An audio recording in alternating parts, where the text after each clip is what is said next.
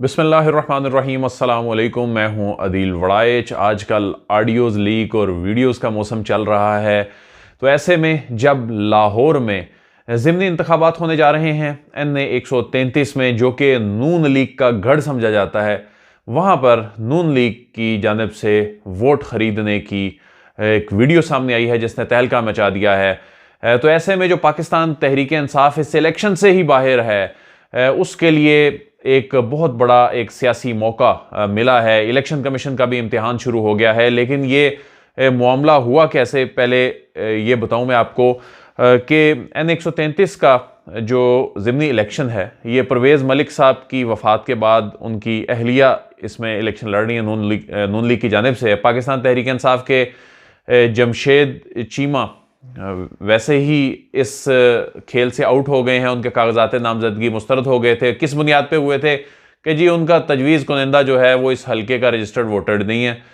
तो एक जानिब ज़ाहिर है हमारे कवानीन भी इस तरह के बने हुए हैं कि एक छोटी सी बात पर दिल चाहे किसी के कागजात नामजदगी मुस्तरद हो जाएं, और दूसरी जानिब बहुत बड़े रिश्वत देने के, करप्शन के, इलेक्शन पर असरअंदाज होने के सबूत मिल जाएं, कुछ भी नहीं होता। ज़ाहिर है ये सुकम है कवानीन के, जब इनमें इंतखाबी इस्लाहात लाने की बात की जाती है तो उसमें रेजिस्टेंस यही पॉलिटिकल जो लोग हैं उनकी जानिब से आती है। तो इसमें जो नून लीग है उसके उम्मीदवार ने ही ये कहा जा रहा है जी जीतना था। इवन पाकिस्तान तहरीक इंसाफ यहाँ इलेक्शन लड़ भी लेती तो जीतना बहुत मुश्किल था, लेकिन इसके बावजूद यहाँ ये हाल है कि जिसके बारे में समझा जाता है कि ये इनका अपना गढ़ है, वहाँ पर इस अंदाज में वोट खरीदने पड़ रहे हैं। पीपल्स पार्टी के उम्मीदवार भी हैं, लेकिन पीपल्स पार्टी ज़ाहिर है पंजाब में इतनी स्ट्रांग नहीं समझी जाती। तो अपने सबसे मजबूत गढ़ में भी किस तरह वोट खरीदे जा रहे हैं कि एक कमरा है जी जहां पर बैनर्स लगे हुए हैं जिस पे परवेज़ मलिक साहब की तस्वीर है, शाइस्ता परवेज़ मलिक साहिबा की तस्वीर है और नवाज शरीफ साहब की तस्वीर है, और NA 133 ज़िमनी इलेक्शन के ये बैनर्स लगे हुए हैं।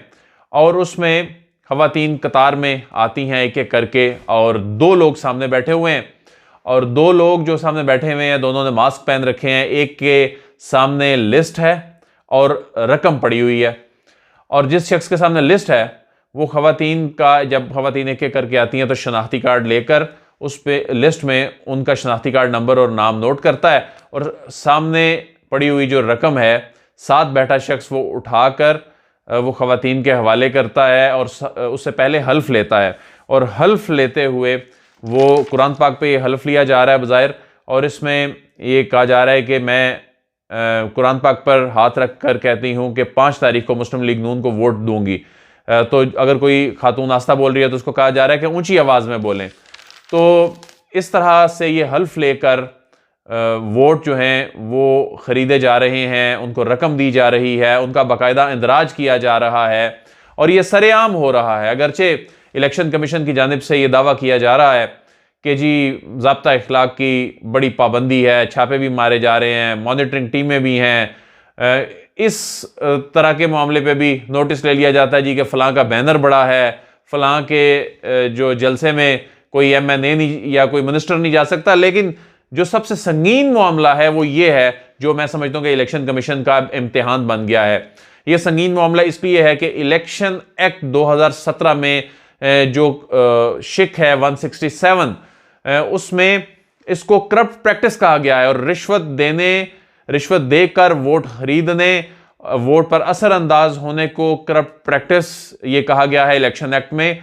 और ये करप्ट प्रैक्टिस की सज़ा इसी इलेक्शन एक्ट के तहत 3 साल सज़ा और 1 लाख रुपया जुर्माना है। लेकिन इस सारे मामले में अगरचे तहरीक इंसाफ इस खेल से बाहर है, लेकिन इसमें इमरान खान का वो नैरेटिव एक मरतबा फिर स्ट्रेंथन हुआ है, जिसमें वो कहते हैं कि किस तरह वोट खरीदे जाते हैं, टेक्नोलॉजी का इस्तेमाल किया जाना चाहिए, इलेक्ट्रॉनिक वोटिंग मशीनें लेके आनी चाहिए। लेकिन यही सियासी जमातें सबसे ज़्यादा इसको अपोज करती हैं जी, इलेक्ट्रॉनिक वोटिंग मशीनें, इनसे वोट चोरी होगा। शहबाज शरीफ साहब ने तो इसे शैतानी मशीन कह दिया। लेकिन अब देखें कि दूसरी जानिब खुद क्या कर रही हैं इनकी जमातें, खुद ये क्या कर रहे हैं, और ये तो अपना स्ट्रांग होल्ड है, वहां वोट खरीदने पड़ रहे हैं। तो जहां पर मुकाबला टफ हो जाए वहां फिर क्या आलम होगा। तो वो इसका मतलब है कि वो जो पोलिंग स्टेशन की जो सियासत है, ठप्पे लगाने का जो मामला है, वो तो इलेक्ट्रॉनिक वोटिंग मशीन तो असल में उसके लिए खतरा है। इलेक्ट्रॉनिक वोटिंग मशीन तो उस रिवायती पोलिंग के तरीकाकार के लिए खतरा है जिसमें वोट खरीदे जाते हैं, जिसमें ठप्पे लगाए जाते हैं, जिसमें लोगों के शनाख्ती कार्ड लेकर जमा कर लिए जाते हैं और खुद मोहरें लगाकर डब्बों में डाल दी जाती हैं। तो ये शायद इलेक्ट्रॉनिक वोटिंग मशीन की इसलिए मुखालफत की जाती है। अब शहबाज शरीफ साहब ने इलेक्शन कमीशन को खत लिखा है जी कि डस्का में होने वाली जो सारा धांधली का मामला, इस पे एक्शन लिया जाए। ठीक है जी, बिल्कुल एक्शन होना चाहिए, बिल्कुल उन लोगों के खिलाफ कार्रवाई होनी चाहिए। लेकिन आप ये भी देखें कि आपकी जमात क्या कर रही है। आप पार्लियामान में खड़े होकर इलेक्ट्रॉनिक वोटिंग मशीन को शैतानी मशीन कह देते हैं, लेकिन दूसरी जानिब आप अपने सबसे मजबूत हल्के में वहां पर आपको वोट खरीदने पड़ रहे हैं। तो अभी सेनेट इलेक्शन में देखें मार्च में क्या हुआ था। सेनेट इलेक्शन में इमरान खान कहते रहे कि जी ओपन बैलेट से करा दें या टेक्नोलॉजी का इस्तेमाल, तो फिर सुप्रीम कोर्ट ने कह दिया, जो सदारती रेफरेंस है उसमें राय दे दी सुप्रीम कोर्ट ने। इसके बावजूद टेक्नोलॉजी का जब इस्तेमाल नहीं हुआ तो फिर यूसुफ रजा गिलानी वाले जो मामले पर ये जो वीडियो सामने आई, इसमें किस तरह वोटों की खरीदो फरोख्त सेनेट के इलेक्शन में हो रही थी। तो अभी तक वो मामला अभी चल रहा है, वो मंतकी अंजाम को नहीं पहुंचा। लेकिन सूरत हाल ये है कि इंतखाबी इस्लाहात होने नहीं देनी, जो टेक्नोलॉजी का इस्तेमाल है उसमें रुकावटें डालनी है, और इस तरह की जब चीज़ें सामने आ जाएंगी मंजर आम पर, उस पर फिर 2-4 दिन खबर चलती है और मामला फिर रफा दफा हो जाता है, ख़त्म हो जाता है। इसमें भी 2-4 दिन सुर्खियाँ चलेंगी, हेडलाइंस चलेंगी, पॉलिटिशियन 2 दिन बात करेंगे, 4 दिन इस पर बात करेंगे। इमरान खान साहब भी हो सकता है इस मामले का रेफरेंस दें, जिस तरह के वो बात करते हैं कि किस तरह सेनेट में वोट खरीदे जाते हैं। तो बहरहाल तहरीक इंसाफ को इसमें सियासी तौर पर फ़ायदा ज़रूर हुआ है कि उनका जो नैरेटिव है, अभी आगे इंतखाबी इस्लाहात भी करनी है, आगे इलेक्ट्रॉनिक वोटिंग मशीनों का इस्तेमाल होना है, आगे इंटरनेट वोटिंग के ज़रिए ओवरसीज़ पाकिस्तानियों को वोट का हक देना है। तो आप जब वोट खरीद रहे हैं, करप्ट प्रैक्टिस कर रहे हैं, तो आप दूसरी जानिब इंतखाबी इस्लाहात के रस्ते में रुकावट भी डाल रहे हैं। उसमें कोई लॉजिकल बात करें, कोई लॉजिकल तजावीज़ दें तो समझ भी आती है।